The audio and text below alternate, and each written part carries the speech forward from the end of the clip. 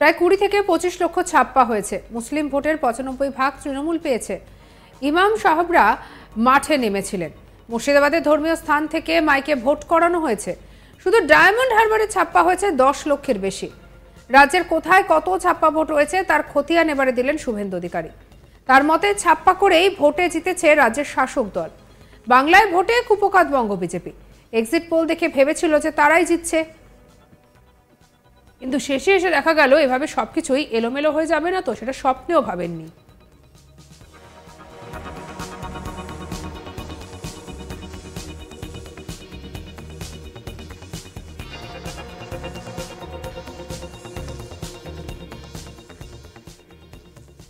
বঙ্গ BJP যে হিসেব কষেছিল তার ধারে কাছেও নেই।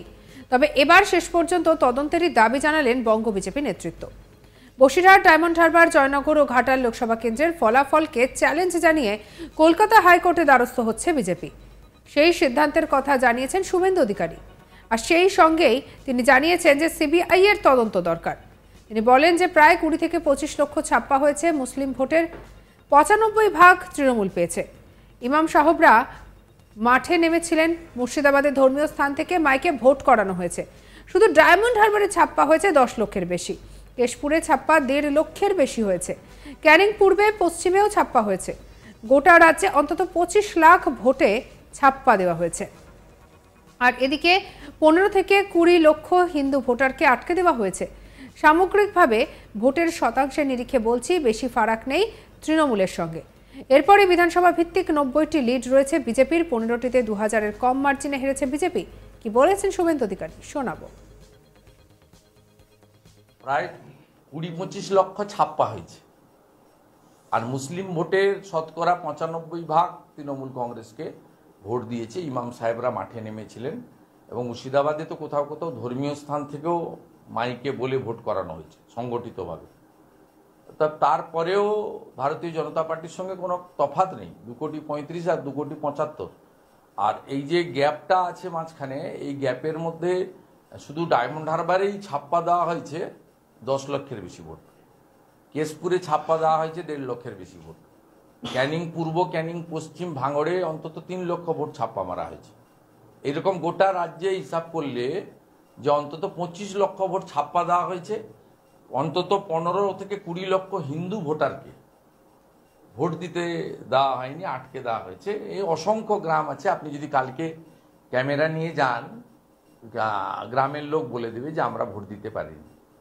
অর্থাৎ স্বাভাবিকভাবে সামগ্রিকভাবে ভোটের সংখ্যার নিরিখে, ভোটের পার্সেন্টেজের নিরিখে খুব একটা তফাৎ তৃণমূল কংগ্রেসের সঙ্গে নেই। আমি আবারও বলি, এই 12টা যদি 21 হতো নিশ্চিতভাবে সব বিজেপি কর্মীরা খুশি হতো। সেই জায়গাটা ছিল আরামবাগ থেকে শুরু করে, মেদিনীপুর থেকে শুরু করে, আপনার বাঁকুড়া থেকে শুরু করে, কোচবিহার থেকে শুরু করে এই আসনগুলোর ফল যদি দেখেন 2%-এর কম হেরফের হয়েছে। এরপরে যদি বিধানসভা ভিত্তিক হিসাব করেন 90টা বিধানসভাতে ক্লিয়ার লিড আছে বিজেপির। আরও 15টা বিধানসভাতে 2000-এর কম মার্জিনে বিজেপি হেরেছে।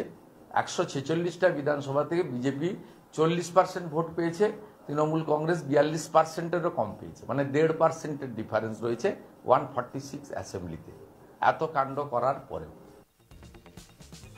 একই সঙ্গে তিনি বলেন ওনার রাজনৈতিক জীবনের অনেক আগে থেকে আমার বাবা ভোটে জিতেছেন। উনি যত এই ধরনের কথা বলবেন আমার এলাকাতে তত উনি নিশ্চিহ্ন হয়ে যাবেন।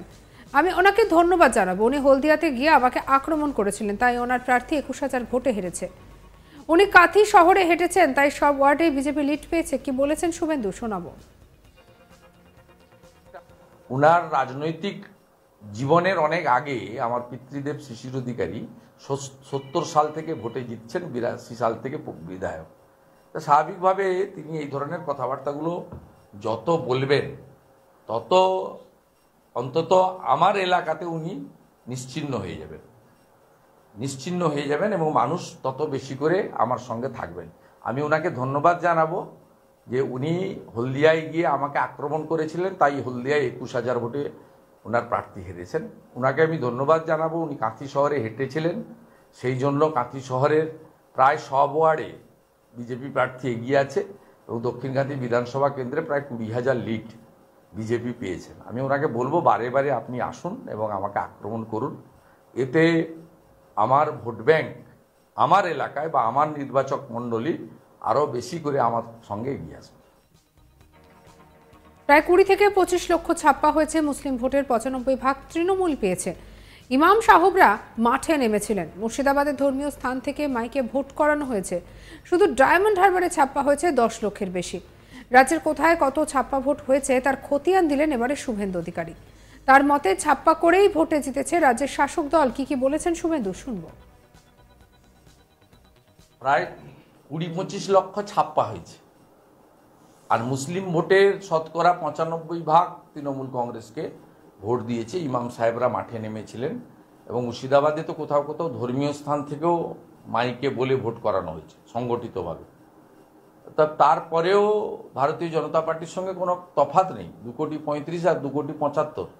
আর এই যে গ্যাপটা আছে মাঝখানে, এই গ্যাপের মধ্যে শুধু ডায়মন্ড হারবারেই ছাপ্পা দেওয়া হয়েছে 10 লক্ষের বেশি ভোট, কেশপুরে ছাপ্পা দেওয়া হয়েছে 1.5 লক্ষের বেশি ভোট, ক্যানিং পূর্ব, ক্যানিং পশ্চিম, ভাঙড়ে অন্তত 3 লক্ষ ভোট ছাপ্পা মারা হয়েছে। এরকম গোটা রাজ্যে হিসাব করলে যে অন্তত 25 লক্ষ ভোট ছাপ্পা দেওয়া হয়েছে, অন্তত 15 থেকে 20 লক্ষ হিন্দু ভোটারকে ভোট দিতে দেওয়া হয়নি, আটকে দেওয়া হয়েছে। এই অসংখ্য গ্রাম আছে, আপনি যদি কালকে ক্যামেরা নিয়ে যান, গ্রামের লোক বলে দেবে যে আমরা ভোট দিতে পারিনি। অর্থাৎ স্বাভাবিকভাবে সামগ্রিকভাবে ভোটের সংখ্যার নিরিখে, ভোটের পার্সেন্টেজের নিরিখে খুব একটা তফাৎ তৃণমূল কংগ্রেসের সঙ্গে নেই।